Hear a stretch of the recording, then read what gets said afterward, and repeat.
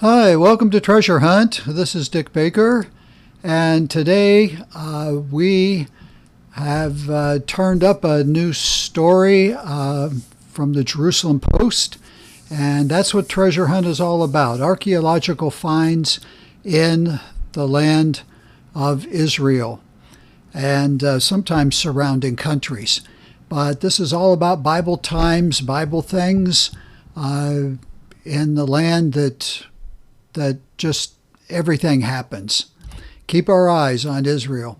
All right, what we found today is the oldest city gate in Israel, and that is very fascinating. Let me go ahead and read the story, and I'll fill in some blanks as we go along. The construction of an almost 7-mile water pipeline has uncovered what is now the oldest city gate in Israel. The Israel Antiquities Authority, also called the IAA, found this during the excavation. And so they're running these pipes into the town and through the town to improve, of course, water, the system. And all of a sudden they find this and they stop. And actually the bottom line is they rerouted it because of this.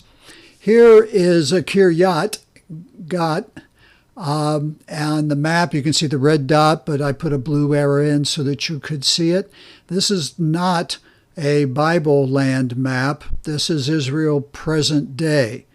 And you can see Jerusalem on the upper right. And then keep in mind the Philistine stronghold cities, Ashkelon, Gaza. Gath was one of them.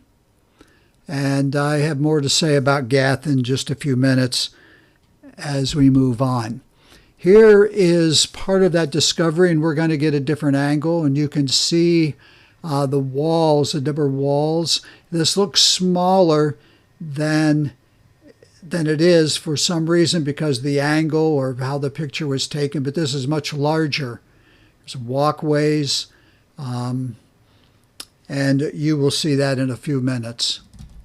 Archaeologists have dated the gate to be around 5,500 years old, but others feel that that date is too old, as that would put the city functioning before the flood in Genesis 6, and that just wasn't possible. The director of the IAA Excavation, Emily Bishkoff, gives us further insights, and so here's a quote from her. "This is the first time that such a large gate dating to the early Bronze Age has been uncovered. In order to construct the gate and the fortification walls, stones had to be brought from a distance, mud bricks had to be manufactured, and the fortification walls had to be constructed. This was not achieved by one or a few individuals. The fortification system is evidence of social organization that represents the beginning of urbanization, making a big city," Bishkoff said in a statement. And so this gives you a better angle and a better opportunity to take a look at the dig and the walkway up to this gate and the threshold and the fortifications of it. And they're just, of course, getting started, but already they're well down. They've been at it a while. Here's some more of the stones. Look at the wall in the back area, and in fact on the right area also.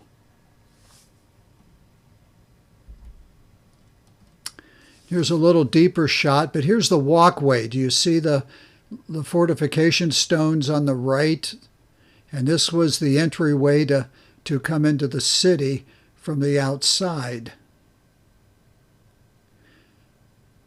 And that turn is up there to the right and would have gone out. Kiryat-Gat is Hebrew for Gath. So that's a Hebrew, a Bible word, but for Gath. It literally means that the town was named after Gath. So it's sort of Gath Jr. And the Gath that we read about in the Bible is the future city of Goliath. So this is not that Gath. It is a city that maybe they looked up to. It was under its protection, but it was not there. It's several miles away. So Kiryat-Gat definitely was part of the Philistine Empire. The dig covers 37 acres of this city. The gate is 5 feet tall and has a passageway constructed of large stones. We saw them. The large stones were again used to construct 2 towers and bricks in between, and that's coming up in the future. It is probable that all passers-by, traders or enemies who wanted to enter the city had to pass through this impressive gate, said Martin David Pasternak, an IAA researcher. Kiryat does not appear in the Bible anywhere. Archaeologists found that the Egyptians came to this town and settled in it, possibly around the time of Abraham. This is where they're guessing the date hit. As the dig progresses, there's a layout of this town taking shape, pottery walls building streets. And today, the city, not the site, but today the city of Kiryat-Gat thrives with a population of over 60,000 people. Look at that.